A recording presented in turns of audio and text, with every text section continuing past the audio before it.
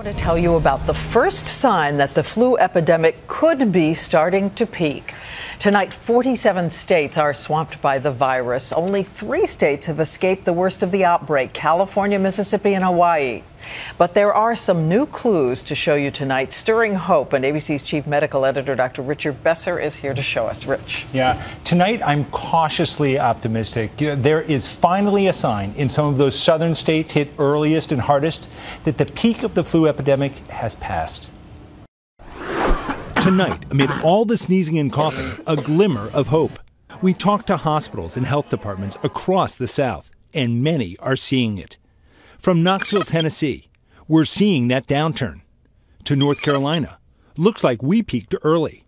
But it's not universal. Even in the same states, some hospitals are still getting slammed. Our numbers don't yet reflect a downturn. A doctor from Duke University Hospital, also in North Carolina, tells us.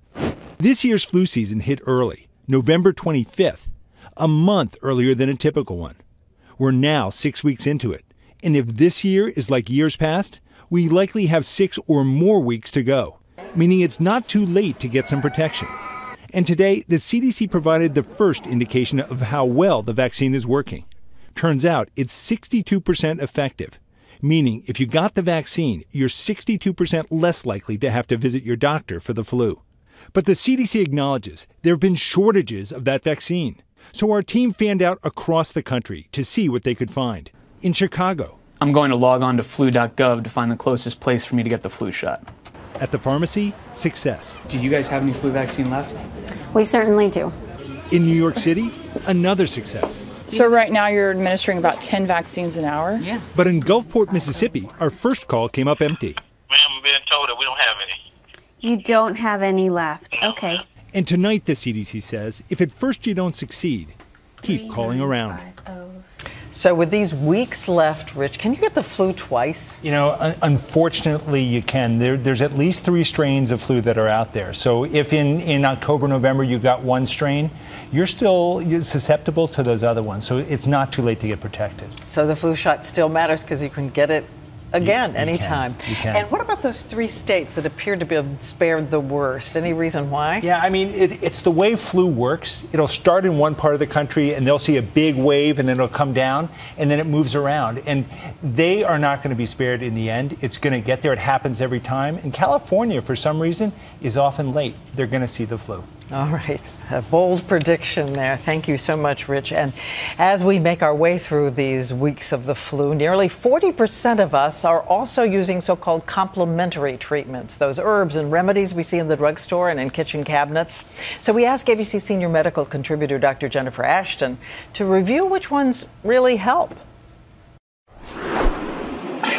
If you're homesick with the flu, boosting traditional treatments with natural ingredients you can find in your local vitamin store may bring you some real relief. Elderberry, particularly the Sambucol type, is what you're looking for.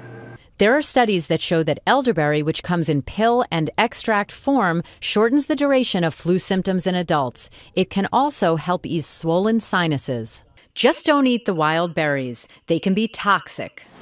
And look what you can find in the supermarket. In the spice aisle, you might want to reach for a jar of turmeric. The popular Indian spice contains a substance called curcumin, which is believed to help prevent viruses from spreading in your body. And what about that old favorite? Chicken soup. Your mom might have been onto something, and there's actually science behind it. Studies have shown that homemade remedy can help clear up congestion. And one prominent journal reported that chicken soup actually affects your body's white blood cells, holding them back from creating congestion in your body, meaning less coughing and less sneezing. And it's not something seen with any other soup. Now, more research needs to be done on these and other treatments, and it is important to remember that complementary medicine should not be a substitute for traditional medicine, Diane. But these things do intrigue you. Indeed they do. They do intrigue me. With the possibility they do help. Okay, thank you, Jen Ashton.